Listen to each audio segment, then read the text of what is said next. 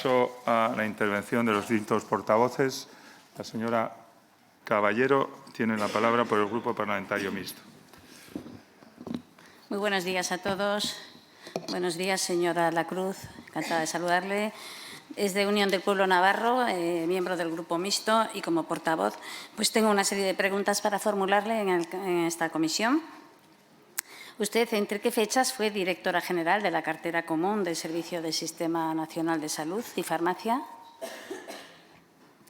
Fui directora general desde el 8 de junio del 18 hasta el 31 de agosto del 22. ¿Y por qué cree que ha sido citada en esta comisión de investigación para comparecer? Intuyo que es porque fui órgano de contratación en la época de la pandemia.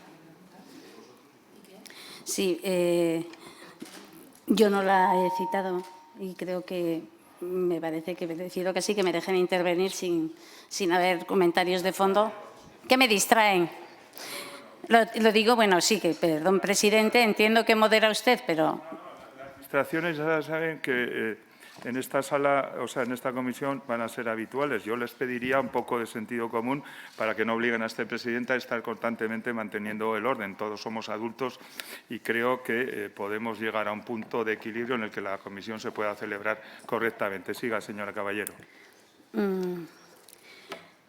Siendo usted directora de esta cartera, en ese cargo se centralizaron las compras de material sanitario en su cartera y en Engesa, ¿no?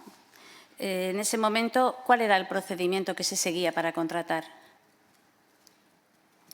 El procedimiento que se seguía para contratar era el siguiente.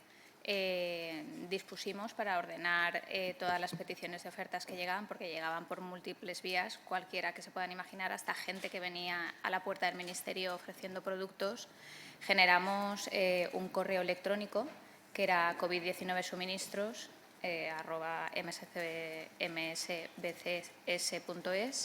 y ahí tratamos de que cualquier persona que recibiera cualquier oferta, puesto que había una acción dinamitada en la presentación de ofertas, llegaban absolutamente a todas partes, tratar de ordenarlas e introducir así, digamos, en un único canal aquellas que pudieran ser valoradas por, en este caso, tanto el personal de la Dirección General, donde yo evidentemente era titular, como en este caso por el Ingesa, dado que los dos en ese momento éramos órganos de contratación y colaborábamos conjuntamente en todo el proceso. ¿Y la selección de las empresas, entonces, las hacían conjuntamente? ¿Entre cuántas personas? Nosotros, en el momento que tuvimos que afrontar esa situación, no sé si conocen la estructura de la Dirección General de Cartera y Farmacia, pero está subdividida en dos subdirecciones. Y les comento esto porque aproveché esa estructura para organizar el procedimiento dentro de lo que era mi organización. En concreto, la Subdirección General de Farmacia es la que se dedica de forma habitual, cuando no tiene competencias excepcionales como las que en ese momento surgieron, a la evaluación de medicamentos, a la financiación de los medicamentos en España, que son competencias exclusivas en este caso del Estado, así como otras funciones relacionadas con la prestación farmacéutica y la política farmacéutica en general. Y, por otra parte, la Subdirección General de Cartera de Servicios del Sistema Nacional de Salud es la que desarrolla todo lo relacionado con el estudio de nuevas prestaciones para incluir en el sistema público de nuestro Sistema Nacional de Salud. Cualquier prestación para que así pueda ser de forma equitativa, desde luego, prestada a toda la población española. Con estas capacidades y aptitudes o habilidades residencié el análisis de las ofertas en la Subdirección General de Farmacia, dado que tenían capacidades de evaluación en un marco diferente, evidentemente en el marco de medicamentos, y de negociación, en este caso, con la industria farmacéutica. Y la parte de la Subdirección General de Cartera, ahí residencié todas las funciones relacionadas con la distribución de material sanitario y de relación con las comunidades autónomas en cuanto a necesidades y otras distintas cuestiones que pudieran atender. Entonces, las personas que evaluaban en la Dirección General las ofertas que recibíamos cientos al día, cientos. No sé si quizás podríamos decir en algún día miles, pero pongamos cientos, soy incapaz de poder cuantificarlas. En este caso, eran las personas que estaban en la Subdirección General de Farmacia, personas a las cuales quiero aprovechar estos momentos para agradecer a ellas y a todo el equipo, por supuesto, todo el esfuerzo que hicieron y todo su compromiso. Desde luego que no dudo del esfuerzo del Ministerio y del esfuerzo de su cartera y de todas las personas implicadas. Eso vaya por delante. Pero también entiendo que tendrían temor de que ante tanta oferta, tantas empresas, tantas personas vinculadas y tantas ofertas presentadas, pues que se les pudiera colar alguna empresa, bueno, pues como al final ha resultado y ha dado causa a esta comisión de investigación, ¿no? Nosotros teníamos un procedimiento establecido cuando llegaban las ofertas. En este caso, lo primero que se valoraba era que ofrecieran el producto que necesitáramos, porque ofrecían cualquier producto que a cualquiera se le pueda pasar por la cabeza en una necesidad como la que estábamos viviendo actualmente. El segundo elemento relevante era el tiempo, es decir, el plazo en el cual lo iban tenían previsto de entrega. En este caso, el ofertante lo trasladaba. Y, evidentemente, cuando sabíamos que lo que presentaba, voy a poner un ejemplo, presentaba mascarillas quirúrgicas. ¿Necesitábamos mascarillas quirúrgicas? Sí. Vale. Segundo, ¿en cuánto tiempo lo puede prestar? Lo puede prestar en 1 año, no nos interesa. Lo puede prestar en 4 meses, no nos interesa. Es decir, digamos, el objetivo que tenía el equipo era encontrar ofertas que pudieran, en este caso, disponer del producto necesario en el menor tiempo posible. Cuando el tiempo era otra de las cuestiones a las cuales se podía poner el check de esto está cumplido, evidentemente se revisaba, se solicitaba en el caso de que no estuviera o se revisaba en el caso de que sí que estuviera la oferta toda la documentación técnica relativa a las características del producto. Para esto, además, la Dirección General contó con apoyos estructurales que pertenecían a otras entidades. Por ejemplo, todo lo relativo a los test era validado por el Centro Nacional de Microbiología. Me refiero a las especificaciones técnicas que podía tener el producto. Lo relativo a las mascarillas quirúrgicas y otro tipo de mascarillas, por ejemplo, se residenció en la Agencia Española del Medicamento. Los respiradores, igual. En el marco de respiradores, además, quiero añadir que para valorar su idoneidad, porque era complejo dada la oferta de respiradores que trasladaban en el marco de las ofertas, disponíamos de un grupo que habíamos formado con los profesionales de las 2 sociedades españolas más significativas en la atención de pacientes de críticos que tenemos en nuestro país. Una es la Sociedad Española de Medicina Intensiva y la otra es la Sociedad Española de Anestesia, Reanimación y Terapéutica del Dolor. De tal forma que cuando nos llegaban la documentación técnica, porque se puede imaginar que las ofertas, por ejemplo, de respiradores que nos llegaban no eran los respiradores normales que utilizábamos todos, porque esos ya los teníamos y ya se habían adquirido todos los respiradores a nivel nacional que habían. Eran respiradores, en este caso, de otros fabricantes europeos, incluso chinos. Entonces, nosotros trasladábamos esa información a este grupo de trabajo que le comento, que también quiero aprovechar porque creo que es de recibo por el compromiso, dada además su situación, en este caso que tenían de atención directa al paciente, que revisaban absolutamente todas las fichas técnicas que les trasladábamos y nos decían, sí, con este para adelante o no, este nos sirve.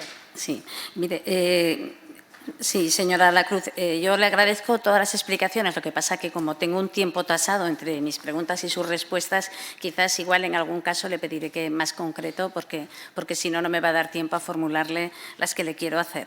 En cualquier caso, me consta que el 20 de marzo usted recomendó a una empresa, Hans Biomed, que era ante el mercado internacional, como proveedora oficial de diagnósticos, aunque no se dedicase a ello habitualmente.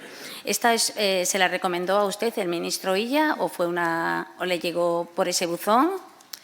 Todas las ofertas nos llegaban por el buzón y, además, FENIN, que es la federación, en este caso, de todo lo referente a productos, tecnología que disponemos en nuestro país, también tuvimos una gran colaboración por su parte y también nos remitían información. En el caso de Hans Biomed nos llegó tanto la oferta por el correo electrónico como también se encontraba en los listados que FENIN, en este caso, nos había trasladado. Sí. Bueno, para no dedicarse habitualmente a ello, parece ser que también le dieron la facilidad para que pudiese ofertar precisamente con lo que se estaba reclamando. Eso es lo que a usted le recriminaron en su momento. La verdad es que el objeto social de las empresas, digamos que era una cuestión que observábamos, sí, podíamos observarla. Sabe usted que no es una cuestión legalmente obligatoria en el marco de una tramitación de emergencia y, desde luego, lo más relevante era disponer del material que necesitábamos en las cantidades adecuadas, en el menor tiempo posible y, desde luego, siempre tratando de introducir todos los elementos que nos dieran garantía en esta línea. En el caso también de la empresa, ayer mismo el ministro decía FTS, Select Productos, que firmó usted los contratos. Bueno, sí que una cosa es que no se dedicaran a ello, que eso ya nos parece, pues para un contrato millonario, pues preocupante, como para haber tomado las cautelas necesarias. Pues también la administradora única había sido condenada por un delito de estafa. Eso también parece como preocupante para que se escape en una circunstancia así. Y máxime también, bueno, que a la hora de la verdad, el plazo que parece ser determinante tampoco cumplieron. Entonces, quizás alguna explicación también tendría que darnos al respecto. En relación a la empresa que pregunta, que es FC Select, una vez el producto que ponía encima de la mesa cumplía con las condiciones, de hecho, para hilar un poco fino, le digo que hay muchos tipos hay dos tipos de mascarillas quirúrgicas, tipo 1 y tipo 2. Y esto depende de la eficacia de filtración bacteriana. Las de tipo 1 es mayor o igual a 95 y las de tipo 2 mayor o igual a 98. Este ofertante nos ofertaba mascarillas con una eficacia de filtración bacteriana superior al 99%, igual o superior al 99%, con lo cual el producto que nos ofrecía era bueno. Luego, en el momento que vimos que nos podía ofrecer cantidades evidentemente necesarias en tiempos ajustados, lo que hicimos, que era lo que hacíamos con todas las empresas que podíamos, con esta evidentemente lo hicimos, era solicitar un informe financiero. El informe financiero, que es un informe que nos facilitaban los compañeros que disponían de esta información, yo le he de decir que yo cuando lo recibí, tiene 25 páginas, leí aquellas que sustancié que con la información que tenía era importante o relevante para adoptar una decisión y en ella claramente yo vi tres elementos. Una, que era una empresa que su riesgo financiero, el riesgo comercial era medio-bajo, con lo cual en el ranking tenía una puntuación aceptable. Yo no voy a valorar si es buena o mala. A mí me dio la sensación de que, desde luego, era una buena opción. Que no tenía incidencias de fuentes públicas, que no estaba en ningún registro de impagados judiciales y que su actividad, su CENAE, en este caso, que es el que está tipificada esta empresa, sin llegar a disponer de más información que esta en la toma de decisión, era que eran intermediarios del comercio de productos diversos. ¿Le preguntó al ministro por esta empresa si la conocía? No, yo con el ministro no hablaba de ninguna empresa. Al ministro no le interesaban las empresas, le interesaba cuánto material iba a llegar y cuándo iba a llegar. ¿Pero alguna persona recibió el ministro? ¿Perdón? ¿Alguna persona recibió el ministro? A mí nunca me derivó ninguna, a mí jamás me derivó ningún encuentro, ninguna empresa me pidió que atendiera a nadie, eso nunca ocurrió. En cualquier caso, usted le consta, no sé, también participó usted en la adjudicación del contrato marco, entiendo, ¿no? No, el órgano de contratación del acuerdo marco fue el Ingesa y en esa etapa yo como órgano de contratación ya había finalizado mi actividad. Evidentemente, en cualquier cuestión que pudiera prestar colaboración y apoyo, como hacíamos entre todos los departamentos del Ministerio de Sanidad, sí lo hacíamos, pero no participé activamente en el desarrollo del mismo. Pero ustedes, por ejemplo, en cartera dice que mantenían la relación con las comunidades autónomas, ¿no? Las comunidades autónomas, ¿ustedes les derivarían al contrato marco que se había habilitado en el Ministerio? ¿O no se mantenía? Yo, la verdad, quiero saber si mantuvo relación con Navarra en este tema, si les dirigió para que pudiesen ir al contrato marco, si les avaló alguna de las empresas. Nuestra relación con las comunidades autónomas, evidentemente, es continua en el marco de de mi ejercicio habitual en cualquier etapa, y evidentemente se intensificó en la etapa de la pandemia. Quiero decir que la comunicación con las comunidades autónomas es, de hecho, es esencial para el buen funcionamiento y para el buen gobierno del Sistema Nacional de Salud. Dicho esto, nosotros no avalábamos ninguna de las compras que hacían las comunidades autónomas. Las comunidades autónomas tienen sus órganos de contratación y son ellos los que deciden qué compran, cuándo lo compran y a quién se lo compran. No quiero decir al revés. Quiero decir que las comunidades autónomas estaban necesitadas, el Ministerio estaba realizando un trabajo para facilitar el suministro en todo el país. Y entiendo que en esa relación lo normal es que ustedes a las comunidades autónomas les dirijan a lo que están trabajando. Tenga en cuenta que los acuerdos marco son instrumentos que provee la Ley de Contratos del Sector Público y son unas herramientas participadas y eficientes. ¿Participadas por qué? Porque se adhieren las comunidades que quieren, en este caso se adhirieron todas menos la Comunidad Valenciana. Y segundo, es participado ¿por qué? Porque se trabajan los pliegos conjuntamente, se estiman las necesidades conjuntamente, cada comunidad autónoma informa de las necesidades que tiene e incluso se fijan los precios máximos de licitación a través de la información que las comunidades autónomas prestan. Entonces, el nacimiento del acuerdo marco fue por una necesidad común que se expresó, evidentemente, a lo largo del tiempo y de forma continuada por las comunidades autónomas y, evidentemente, si el Gobierno dispone, mediante la Ley de Contratos del Sector Público, de una herramienta que ha utilizado para muchas otras ocasiones. Quiero recordar, por ejemplo, el acuerdo marco que se ha hecho para la inversión que el Gobierno hizo en el Plan INVEAT. En este caso, 800 millones en equipos de alta tecnología para nuestro Sistema Nacional de Salud. Sí. Se utiliza para medicamentos, se utiliza para multitud de cuestiones para que las comunidades autónomas, dado que se agrupan volúmenes, evidentemente agrupas volumen, disminuye precio. Y luego todos los procedimientos administrativos de licitación, pues en lugar de hacer 17 por cada una de las comunidades, se hace uno único. Sí. Entonces, la eficiencia administrativa y la eficiencia económica que aporta un acuerdo marco… No, que el sentido del acuerdo marco lo entiendo. Lo que quiero saber es si ha dicho que se adhirieron todas las comunidades menos Valencia. O sea, Navarra se adhirió al acuerdo marco. Y en esa adhesión, la empresa Eficol, ¿dónde figura? Que era la que suministraba un acuerdo único con Navarra.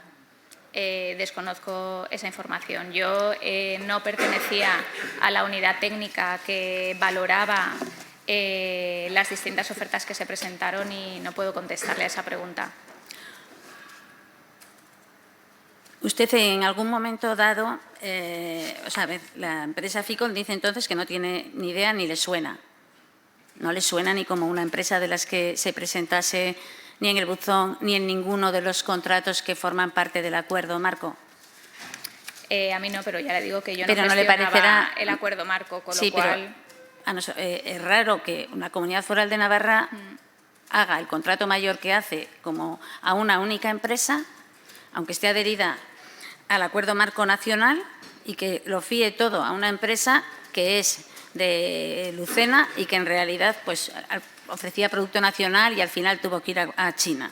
Quiero saber si entonces esto no se lo transmitió, ni lo consultó, ni nadie le habló en Navarra de cómo lo estaban ellos gestionando.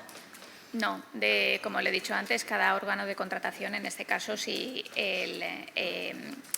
una selección de sí, que cada uno hacía lo que quería, pero habría alguna comunicación. Tiene que hacer, no, porque en cada lote se adjudicaban a los que cumplían, en este caso a los ofertantes que cumplían cada una de las distintas cuestiones que se tenían que cumplir, y luego cada comunidad autónoma, o mejor dicho, cada órgano de contratación seleccionaba al que consideraba. Tenga en cuenta que lo que se establece también, aparte evidentemente del cumplimiento de los requisitos que están establecidos tanto en el pliego técnico como en el pliego de condiciones administrativas, es que el precio del ofertante sea igual o inferior al precio máximo de licitación.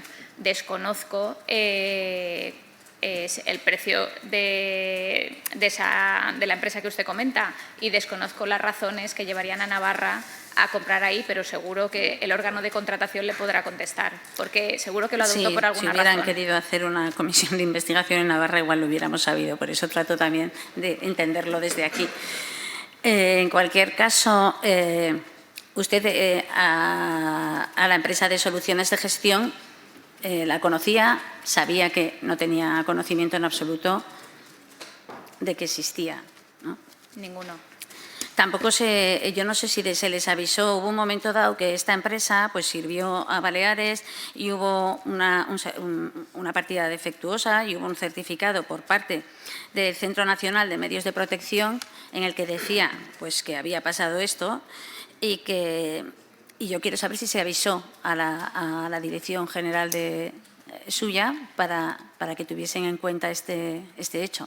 Nosotros cuando evidentemente afloró materiales defectuosos en el Sistema Nacional de Salud, establecimos dos sistemas para intercambiar información no solo entre las comunidades autónomas, sino también en este caso con el resto de países europeos. Para ello utilizamos, y así trasladamos a las comunidades autónomas que debían también utilizarlo, un sistema que se llama RAPEX. No sé si lo conocen, pero básicamente es donde se establecen todas las alertas para productos de consumo que no son alimentos y evidentemente que no son medicamentos. Eso tiene su vía paralela. En RAPEX, cada comunidad autónoma, cada identificador de cualquier problema defectuoso podía compartir esa información para que así el resto de personas que pudieran comprar y tuvieran a lo mejor que tomar una decisión en la línea de esa cuestión, pues tuvieran esa información adicional. Si en este caso la comunidad que usted comenta lo introduzco en RAPEX, yo lo desconozco, no lo sé, no lo he verificado. No hubo una alerta y lo normal es que si se está tramitando en el Ministerio unas compras, pues se avise a todos. Pero bueno, parece ser que después el propio Gobierno de Balear, de la señora Francina Armengol, dijo que eran satisfactorias y al final, pues bueno, pues sirvió para que pudiesen concurrir al contrato de los lotes, esta empresa Soluciones de Gestión. Usted llegó a conocer, o sea, no conoce a Koldo García, no lo vio nunca, pues debía de ser una persona que se movía con cierta libertad por los ministerios. Yo jamás lo vi. De hecho, ha sido mediáticamente cuando he conocido de su existencia. ¿Y con el ministro estaba habitualmente, despachaba con el ministro y ya? Sí. Por supuesto. Claro. Es que entiendo que si el ministro es capaz de poder atender a según qué personas, que nos dijo que él atendía a todos y luego los dirigía, no acabo de ver en qué momento se pierde. O sea, no sabemos si los dirigía simplemente a un buzón o los dirigía a los departamentos adecuados. Lo seguro que lo dirigiría a un buzón porque era el procedimiento que seguíamos. Tenga en cuenta que nos llegaban ofertas, cantidades ingentes y por los métodos más inhóspitos que se puede imaginar. Incluso y lo he dicho al principio, en la puerta del Ministerio aparecía gente diciendo que tenía millones de mascarillas en la puerta de la esquina, por llamarlo de alguna forma. Sí, pero entienda que para nosotros pues es curioso que en la puerta del Ministerio apareciese gente, es normal, pero que haya gente que aparece en la puerta y sea recibida por el ministro, pues ya no es tan normal, y por eso es lo que quiero decir. Algunos recibía el ministro, a otros recibía el jefe de gabinete del ministro. Señorías, por favor, mantengan un poquito la calma. Siga, señora Caballero. Sí, entonces algunos recibió el ministro, otros recibió su jefe de gabinete. Usted también despacharía con el jefe de gabinete, el señor Francos, entiendo yo. Con el primer jefe de gabinete y con el segundo, claro. Claro.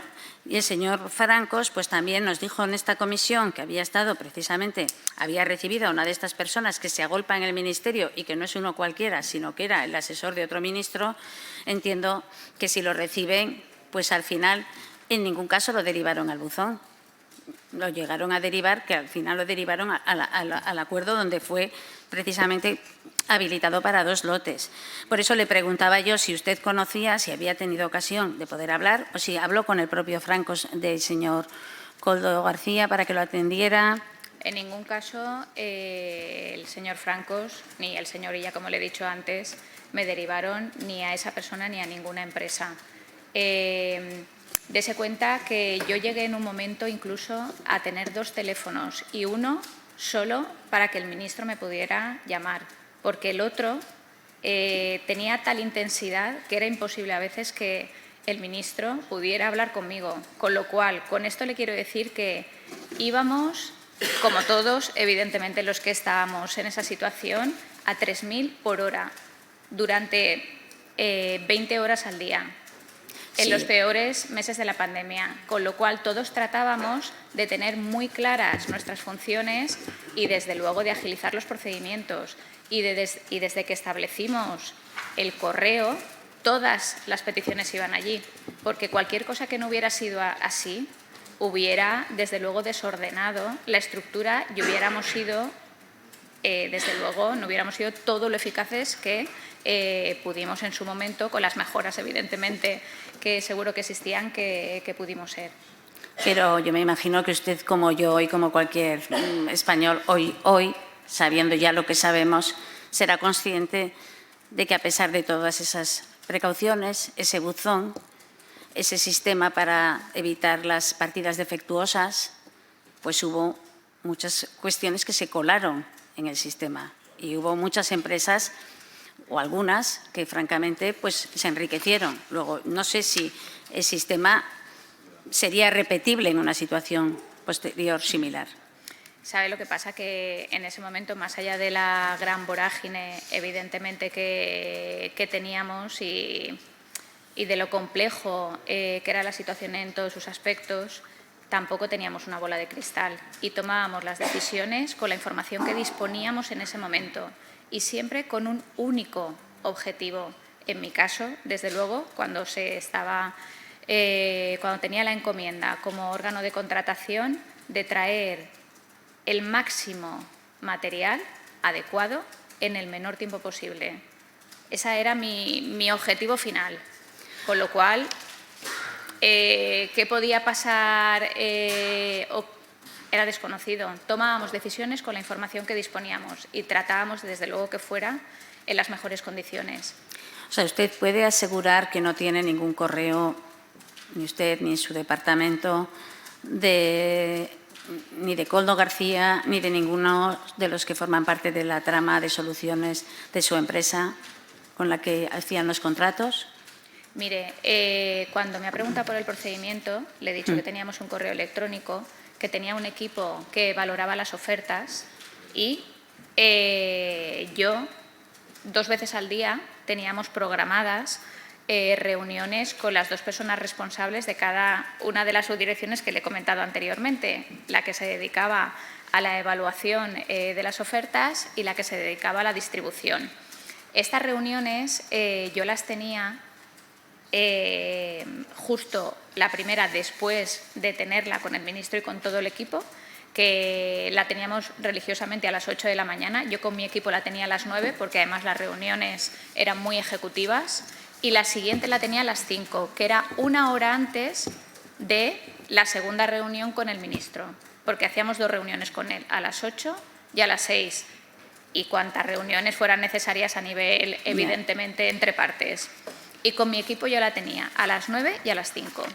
A las 9 y a las 5 los resultados que tenían esas 2 personas tras el trabajo evidentemente estructurado y sistemático que hacían el equipo, las ponía encima de la mesa y las valorábamos. Y yo lo que le puedo asegurar es que a mí nunca me llegó una oferta valorada de forma positiva por mi equipo relacionada con esa empresa. Nunca. ¿Usted cree que no le llegó, pero bueno, usted dice que se juntaba todos los días con el señor Illa, que había mucha gente, pero el señor Illa recibió solo a algunos y que no le contó nunca que había recibido al señor García? ¿Le parece entonces que, no sé, cómo valora que el señor ministro, con todo lo que estaba cayendo, con tantas necesidades pues, de reuniones y de trabajo, perdiera el tiempo en recibir a una persona que ni iba a comentar con nadie? ¿Es algo no habitual? O sea, dedicaba un rato de su jornada, ¿le suena a recibir a personas que podían ofrecer cosas simplemente para no hablar con nadie de lo que ofrecían y derivarlas a un buzón? Yo creo que la apreciación que hace es una apreciación, si me permite, subjetiva. El ministro, entre sus funciones, evidentemente, que son muchas y en ese momento no se las puede llegar ni siquiera a imaginar nadie de esta sala, ni probablemente nadie de España. Y yo entiendo que él hizo lo que consideró y siempre tuvo muy claro, tal y como ha transmitido en reiteradas ocasiones, el procedimiento. Y eso nos ayudaba mucho al resto de departamentos, porque no nos generaban ningún circuito paralelo. El procedimiento era claro y ese es el que había que respetar. Bueno, en cualquier caso, ya acabó. Tiene usted una última pregunta. Sí. Bueno, no sé si será. Yo creo que no es subjetivo decir que con el señor Koldo García el procedimiento no se siguió en el Ministerio. Yo no sé, eso lo dice usted. No, yo le digo, yo creo que sí. En el procedimiento no existía una cita con el ministro, ni con el jefe de gabinete.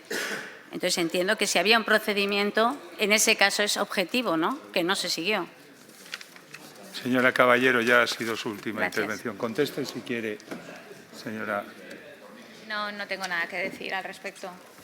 Solo decirle que yo también recibía, ahora ya no lo hago, a personas sin cita previa, pero no en la etapa de pandemia, en la etapa de no pandemia, evidentemente. Sí. Hubiera venido el compañero, en este caso el señor Alejo, hubiera venido el señor Escudero, hubieran tocado a mi puerta y por supuesto que les hubiera atendido, aunque no me hubieran pedido cita antes.